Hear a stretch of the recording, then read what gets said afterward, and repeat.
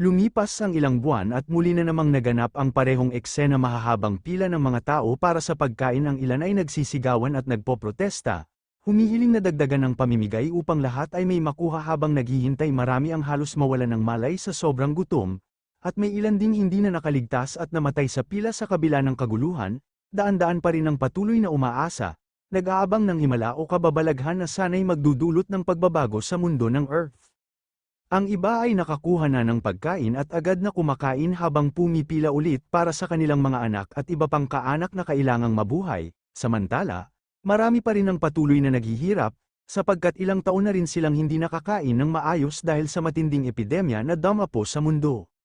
Big Bro, tama ba talaga na bigyan ang mga tao nitong EJO relief aid? Tanong ng isa habang nakatingin sa kahon ng mga gamot. Saad pa ng isa, bakit mo nasabi ang ganung salita? Tila naguguluhan sa narinig. Giit naman ng isa kung malaman nila kung ano ang gawa nito at saka napatingin sa paligid na parang nag-aalangan. Take note, ang EJO ay isang tradisyonal na gamot na Tsino na gawa mula sa balat ng asno, at karaniwang ginagamit upang mapangalagaan ang dugo at mapabuti ang kalusugan. Paano kung malaman nila? Tanong ng isa, bago siya napabuntong hininga. Buti na lang at kahit paano'y may makakain sila ngayon. Ang mahabang taon ng walang humpay na pag-ulan ng nyebe ay winasak ang lahat ng pananim. Karamihan sa mga hayop ay halos tuluyan ng naglaho, unti-unting nahaharap sa pagkalipol. Ang natitira lamang ay iilang nilalang na may matinding kakayahang magparami at mabuhay, maging ang mga balat ng puno ay naubos na rin, at wala ng kagubatan na nasa wastong kalagayan. Sa kabila nito, hindi mabilang na tao ang patuloy na nagugutom at namamatay sa bawat araw. Wala akong masasabi kung gaano kahalaga ang protina. Tama, alam na ng lahat yan, pero huwag mong sabihin sa akin na kaya nilang kainin ang mga braso at binti ng kapwa-tao na pangisi siya bago idinugtong. Mas gugustuhin ko pa yon kaysa kumain ng kaolinite clay. Samantala, ang iba ay nananatili pa ring nakapila, pilit na kumukuha ng pagkain para agad nang makauwi sa kanilang pamilya. Sa paligid naman, ang mga tagapagbantay ay mahigpit na ginagampanan ang kani-kanilang tungkulin upang masiguro na walang kaguluhan o trahedyang magaganap sa gitna ng gutom at kaguluhan.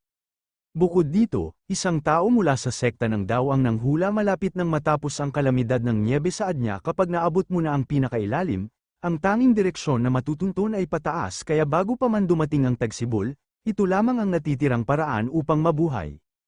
Kaya ang ibang mga tao ay napilitan ng gumamit ng mga ipis bilang pagkain para sa mga nagugutom. Sa sobrang tindi ng epidemya at kakulangan ng mapagkukunan, ito na lamang ang tanging paraan na naiisip nilang maaaring magligtas ng marami. Piniprito ang mga ipis, dinudurog at hinahalo sa tubig upang gawing parang lugaw. Kahit na nakakadiri at halos hindi matanggap ng ilan, ngunit sa harap ng matinding gutom, wala nang puwang ang pagpili. Ang mahalaga ay may mailagay sa sikmura at may lakas na maipagpatuloy ang buhay. Para sa kanila ito ang tanging halaga at pag-asa na makakaligtas ang sangkatauhan sa ganitong malupit na kalagayan. Kagaya ng ibang mga siyentipiko, gumamit din sila ng kakaibang paraan upang maipakain sa mga taong nagugutom at labis na nasalanta ng epidemya. Ang iba ay nakikitang nagpupukpok ng mga ipis, kahit payat na at halos walang laman ang katawan ng mga ito. Hindi na nila alintana kung saan haantong ang kanilang paghihirap, basta't may maisilid lamang sa tiyan ang mga tao. Upang hindi mahalata ng iba, ginagawa nila itong parang tsokolate, pinoproseso at hinahalo sa tamis upang maitago ang tunay na sangkap. Sa ganitong paraan, hindi alam ng marami na ipis pala ang kanilang kinakain. Subalit sa kabila ng lahat, iisa lamang ang malinaw: lahat sila ay naghihirap at gumagawa ng kahit anong paraan upang makasurvive sa matinding epidemya na dulot ng kalamidad ng walang humpay na nyebe. Ngunit sa paggawa nito, dama ko na parang wala nang magandang wakas na naghihintay sa amin. Nawawala na talaga sa katinoan ang mga tao dahil sa gutom. Bulong ko sa sarili, wala nang oras para timbangin ang tama o mali o isipin pa ang anumang merito. Ang tanging natitira ay ang adikaing iligtas ang lahat ng aming makakaya kahit sa pinakamapait na paraan. Kahit alam nilang may kaakibat na panganib ang kanilang ginagawa, ipinagpatuloy pa rin nila ang paggawa ng pagkain gamit ang mga ipis. Saad pa ng isa, mahit ramdam niya ang matinding pagkakasala sa bawat hakbang.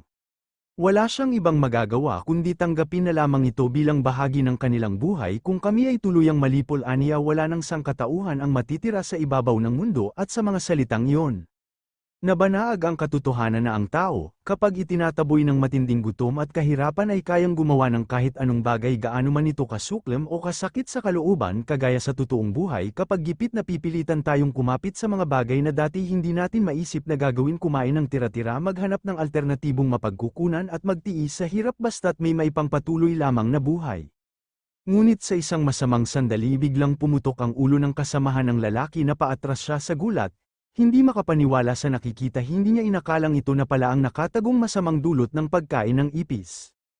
Kumbaga, tinatawag nila itong bahagi ng complication theory, isang haka-haka na hindi pa lubos na natutuklasan ng mga siyentipiko at ngayon ito na ang naging resulta, isang trahedyang hindi nila inaasahan, bunga ng kanilang desperasyong mabuhay.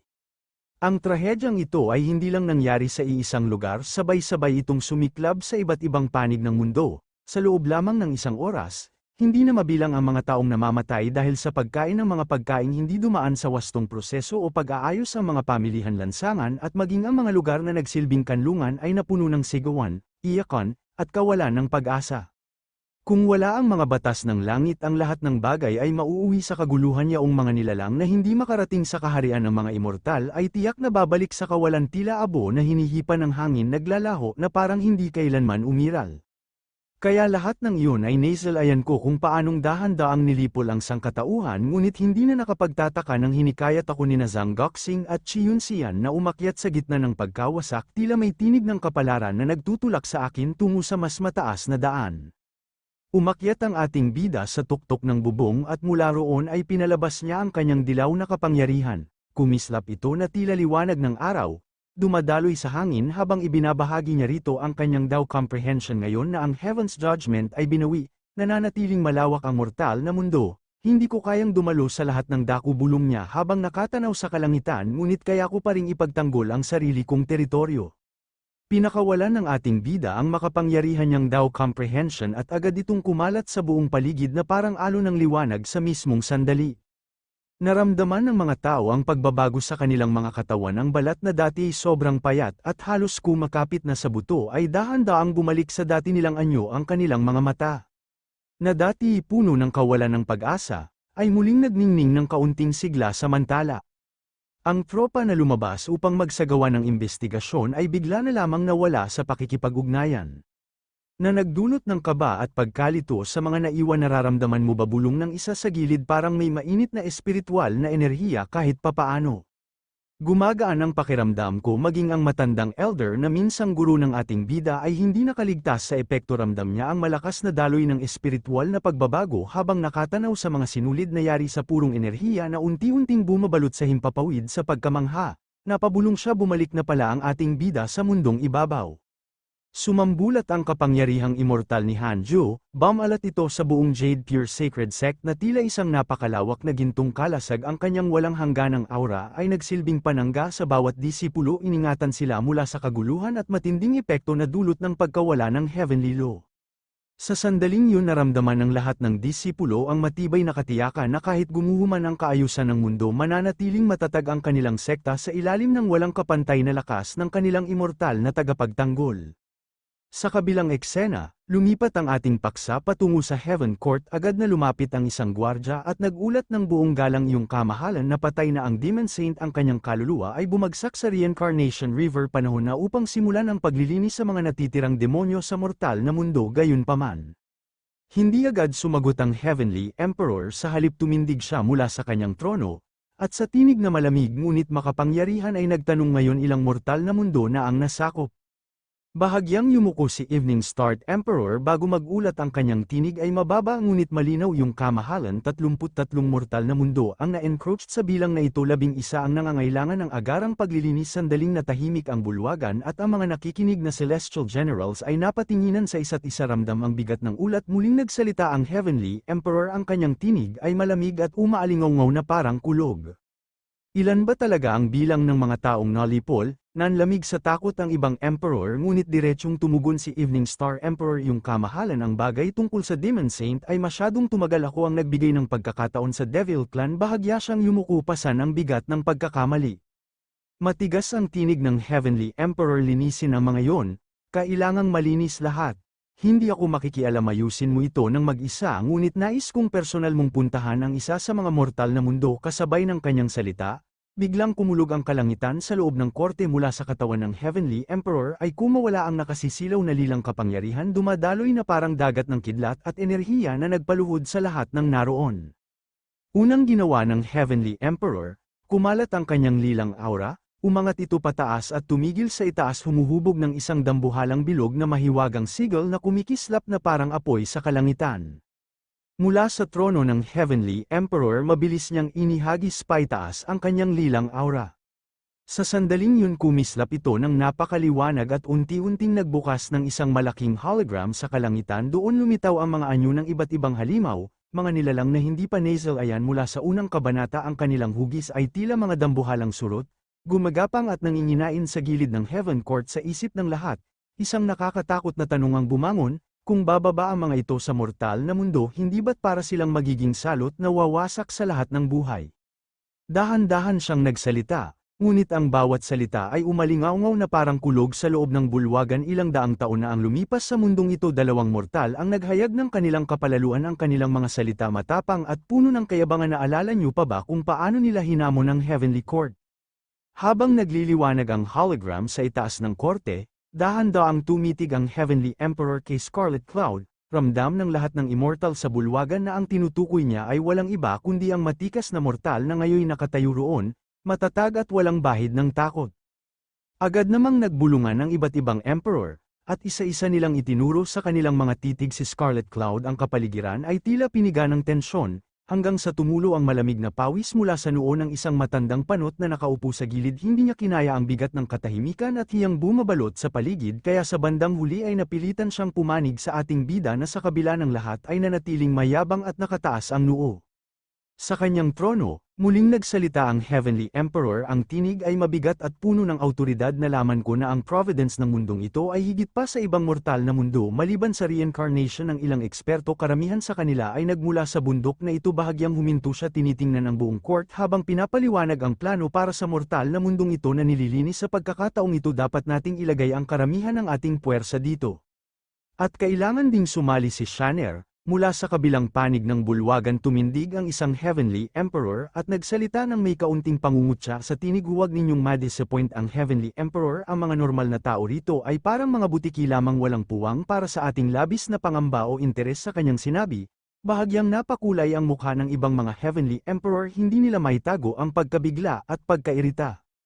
Ang ilan ay napatingin sa isa't isa, ang matay kumikislap ng galit at pagtatakaramdam ng lahat ang tensyon sa bulwagan, na parang hangin mismo ay napabigat sa bigat ng mga nasambit na salita. Sa kanto ng bulwagan, muling nagsalita si Evening Star Emperor. Ang tinig ay puno ng pag-aalinlangan at kaunting pagtataka. Kaya pala kayang pukawin ni Brat ang kanyang kamahalan na makialam? I guess hindi natin kayang maliitin ang lakas niya. Bahagyang napabuntong hininga siya bago ipagpatuloy para magawang ituon ng kanyang kamahalan ang pansin. Baka siya na ang susunod. Huwag nating pag-usapan ang paksang ito sa palasyo at huwag kalimutan kung sino ang pinatay ng Divine General noon sa paligid. Ang mga komentarista, iba't ibang Heavenly Emperor ay nagbulungan at nagkatinginan. Hindi sila makapaniwala na ang anak ng Heavenly Emperor ay ganito pala magsalita. Puno ng tapang at hindi pangkaraniwang kapalaluan. Ang bulwagan ay napuno ng kakaibang tensyon. Ang bawat salita ay tumimo sa isip ng lahat. Sarkastikong sabi ng Heavenly Emperor, makatitiyak ka, Scarlet Cloud Realm, hindi kayo makakagawa ng susunod na Divine General. Ang mga nakikinig ay bahagyang napatingin, hindi makaligtaan ang bahid ng pangungutya sa kanyang mga salita.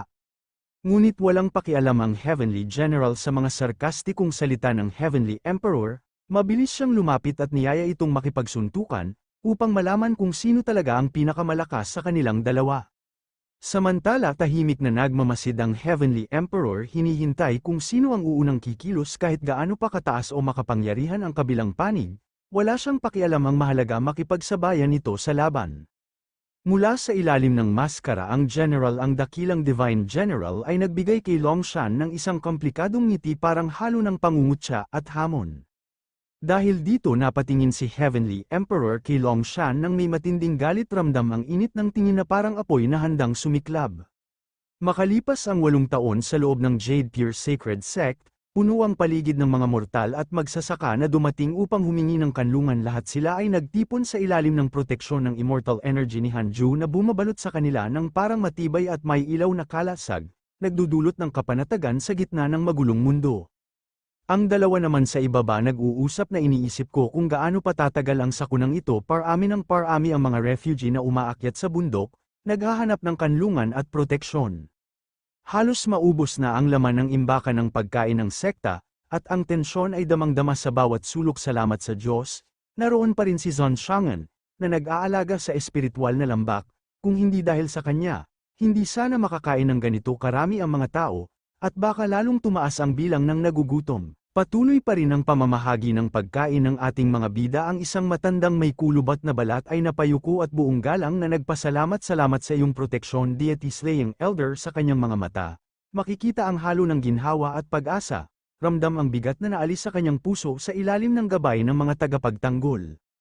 Napabuntong hininga si Slayer. Paano nga ba niya mapoprotektahan ang bilyon-bilyong buhay sa sarili lang? Ibinahagi ko na ang pasanin mo kay Grandmaster, sabi ni Fang Liang, pero ramdam pa rin ni Slayer ang limitasyon niya. Hindi pa siya malakas, pero sa bawat hakbang, sa bawat sakripisyo, unti-unti niyang natututunan hindi kailangang hawakan lahat ng mag-isa. Ang pagpupunyagi niya kahit sa kahinaan ay bahagi na ng tunay na lakas. Naghihintay ang ating bida, nakatitig sa sariling system, hinawakan ang pisngi, binabasa ang mensahe. Ngayon ang aking dakilang kaarawan. Bakit walang balita mula sa sistema? Ramdam niya ang katahimikan, ang bawat segundo ay mabigat. At parang ang hangin sa paligid ay humihinto rin. Umangat ang kilay niya, at bahagyang nanginginig ang kamay habang hawak ang device. Sa puso niya, may halo ng pag-aalala at pagkausisa. Ano ang nangyayari sa kanya? At bakit tila iniwan siyang nag-iisa sa sagot na inaasahan niya? Huwag mo na akong sabihan yan, libo na akong taong gulang, hindi ko na kayang tanggapin ang mga gantimpala sa bawat daang kaarawan ko. Sampain mo na lang yan. At seryoso, hindi ka ba natatakot na mawala ng mga aktibong gumagamit dahil sa sobrang kuripot mo? Haha, nakakatawa ka talaga. Nakatanaw si Hanju mula sa malayo. Sa kalangitan, may void space na biglang nahati, at umilo ito ng malakas. Tumingin diretso ang liwanag sa kanya, parang sinusubok ang bawat galaw niya. Napabuntong hininga ang ating bida, ang mga matay kumikislap sa pag-iisip. Alam kong hindi ka magiging kuripot, tingnan natin kung anong reward ang mapipili ko sa pagkakataong ito. Sa isang iglap, bumulusok ang malalakas na ilaw sa paligid, naglalaro sa bawat sulok ng paligid. Sa isip niya, ramdam niya ang unti-unting pagsasama ng mundong ito sa impluwensya ng demon race. Alam niyang ang pangyayaring ito ay nagbabadya ng kapahamakan, hindi lamang sa mundong ito kundi sa lahat ng mundo. Kahit ang shield barrier na wasak ng ating bida ay naging pawis ng problema dahil dinaanan ito ng mga Heavenly General at nakahanay sa iba't ibang antas. Ayon sa mga tuntunin ng Heavenly Court, dapat itong sirain. Tumindig ang buong tropa sabay-sabay na nagbuhos ng sigasig. Buong tropa, pakinggan ang utos. Inanunsyo ng higanteng elepante na wawasakin ito ang lahat ng tao sa mundo, walang iiwan, kahit isakripisyo ang sariling buhay. Ang bawat salita nito ay umalingaw-ngaw sa hangin, parang kulog na nagbabanta sa bawat sulok ng mundo. Sa kabila ng takot at pangamba, alam ng mga nakapaligid na hindi nila pwedeng hintayin lamang ang milagro mula sa langit, dapat nilang gawin ang lahat upang magampanan ang kanilang tungkulin bilang mga Heaven Generals. Ang bawat isa'y tumindig ng matatag, hinaypan ang malamig na hangin, at pinatibay ang loob, handa na ipagtanggol ang mundo kahit pa ang kalaban ay tila walang kapantay sa lakas.